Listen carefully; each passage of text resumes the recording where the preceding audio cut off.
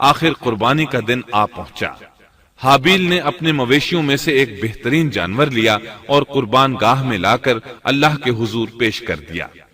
دوسری طرف قابیل نے اپنی کھیتی کے غلے میں سے ردی قسم کا غلہ قربانی کے لیے پیش کیا۔ دوسرے دن دونوں قربان گاہ پہنچے تو انہوں نے دیکھا کہ حابیل کی قربانی قبول ہو چکی ہے، جبکہ قابیل کی قربانی کو آگ نے چھوا تک نہیں تھا۔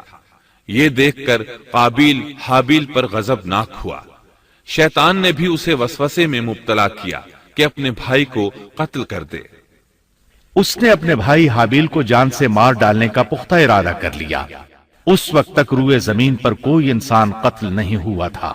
انسانی تاریخ میں یہ پہلا قتل ہے جس کا ارتکاب قابیل نے کیا۔ وہ اپنے بھائی حابیل کے پاس گیا اور اس سے بولا، میں تجھے قتل کر دوں گا۔ جواب میں حابیل نے کہا، اگر تو مجھے قتل کرنے کی کوشش کرے گا تو میں اپنے دفاع میں ہاتھ نہیں اٹھاؤں گا، اس لیے کہ میں چاہتا ہوں تو اپنے دیگر گناہوں کے ساتھ میرے قتل کا گناہ بھی اٹھا لے، تیرے گناہ زیادہ ہو جائیں۔ چنانچہ ایک تاریک رات میں حابیل سویا ہوا تھا کہ قابیل ایک بڑا سا پتھر اٹھا کر اس کے پاس آیا۔ اس نے وہ پتھر اپنے بھائی کے سر پر دے مارا۔ اس طرح اس نے حابیل کو قتل کر دیا، روئے زمین پر قتل کی ابتدا کر دی، زمین کو پہلے خون سے رنگ دیا۔ تاریخ انسانی میں یہ سب سے پہلا جرم تھا جو قابیل کے ہاتھوں ہوا۔ قتل تو وہ کر بیٹھا، اب حیران اور پریشان ہوا کہ اس کی لاش کا کیا کرے۔ اس وقت تک نسل انسانی موت سے بھی دوچار نہیں ہوئی تھی۔ آدم علیہ السلام کی اولاد میں سے اس وقت تک کوئی فوت نہیں ہوا تھا، اس لیے قابیل کو معلوم نہیں تھا کہ مردے کے ساتھ کیا کیا جائے۔ اسی کشمکش کے عالم میں اس نے بھائی کی لاش کو کمر پر اٹھا لیا اور چل پڑا۔ چلا جا رہا تھا کہ اللہ نے 2 کوے بھیجے۔ دونوں کوے آپس میں لڑ پڑے، ایک نے دوسرے کو ہلاک کر دیا۔ اب زندہ کوا مٹی کھودنے لگا۔ اس طرح اس نے ایک گڑھا تیار کر لیا، مردہ کوے کو اس میں رکھا اور اوپر مٹی ڈال دی۔ اس طرح قابیل کو دفن کا طریقہ معلوم ہوا۔ اس نے بھی گڑھا کھودا اور حابیل کی لاش کو اس میں دبا دیا۔ وہ اپنے کیے پر نادم ضرور تھا، لیکن اس نے اللہ سے معافی نہ مانگی، جبکہ انسان کے لیے ضروری ہے کہ اس سے کوئی گناہ ہو جائے تو اللہ سے معافی مانگے۔ قابیل اور حابیل کے درمیان جو مکالمہ ہوا، اللہ تعالیٰ نے اس کا ذکر سورہ مائدہ آیت 27 تا 29 میں کیا ہے۔ اللہ فرماتے ہیں، آدم علیہ السلام کے دونوں بیٹوں کا کھرا کھرا حال بھی انہیں سنا دو۔ ان دونوں نے ایک نذرانہ پیش کیا، ان میں سے ایک ہی نذر تو قبول ہو گئی اور دوسرے کی قبول نہ ہوئی تو وہ کہنے لگا، میں تجھے مار ہی ڈالوں گا۔ اس نے کہا، اللہ تقوی والوں ہی کا عمل قبول کرتا ہے، گو تو میرے قتل کے لیے دسترازی کرے، لیکن میں تیرے قتل کے لیے ہرگز اپنا ہاتھ نہیں بڑھاؤں گا۔ میں تو اللہ تعالی پروردگار عالم سے خوف کھاتا ہوں۔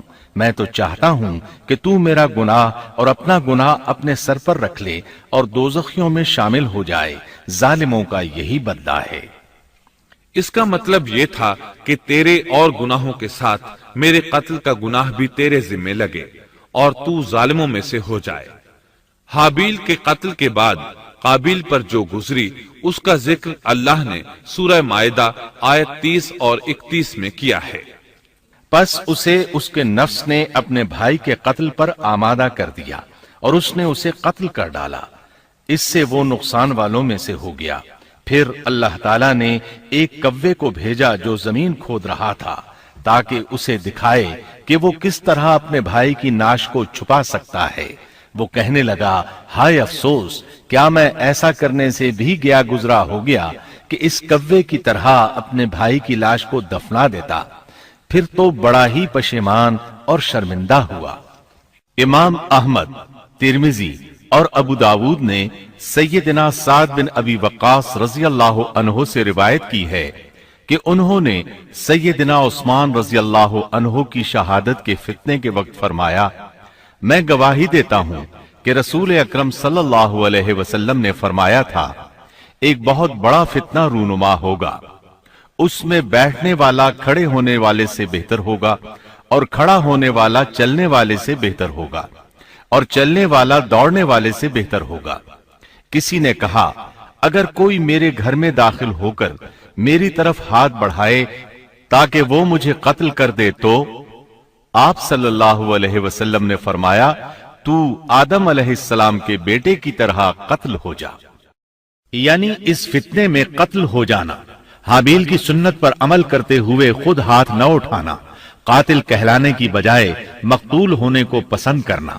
اسی طرح مسند احمد کی ایک روایت میں ہے، رسول اللہ صلی اللہ علیہ وسلم نے فرمایا دنیا میں جب بھی کوئی ظلم سے قتل ہوتا ہے تو اس کا گناہ آدم علیہ السلام کے پہلے بیٹے قابیل کی گردن پر ضرور ہوتا ہے، اس لیے کہ وہ پہلا شخص ہے جس نے ظالمانہ قتل کی ابتدا کی اور یہ ناپاک طریقہ جاری کیا۔ اس حدیث سے اس جرم کی نوعیت کا بخوبی اندازہ ہوتا ہے کہ اللہ تعالیٰ نے اس کو صرف ایک قتل قرار نہیں دیا بلکہ اس کو ایک گھناؤنی حرکت قرار دیا۔ قیامت تک آنے والے لوگ جو اس گناہ کے مرتکب ہوں گے ان کا کچھ گناہ قابیل کے حساب میں ڈالا جائے گا۔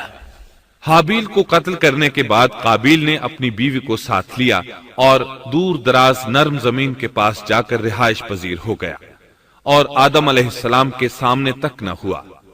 آدم علیہ السلام پہاڑوں کے قریب ایک بستی میں رہ رہے تھے، یہ ان سے بہت دور جا بسا تھا۔ اس طرح قابیل کا آدم علیہ السلام سے رابطہ بالکل ختم ہو گیا اور اس سے ایک نئی نسل کی ابتدا ہوئی۔ فحاشی اور اریانی کو ان کے ہاں عروج حاصل تھا۔ عبادت یہ لوگ اگرچہ اللہ ہی کی کرتے تھے لیکن آدم علیہ السلام کی شریعت کے خلاف بے حیائی کے دل دادا تھے۔ تقوی کی قلت، احکام الہی کی نافرمانی اور فحاشی کا فروغ ان کے شب و روز کا معمول تھا۔ اس کے بعد لوگ دو گروہوں میں تقسیم ہو گئے۔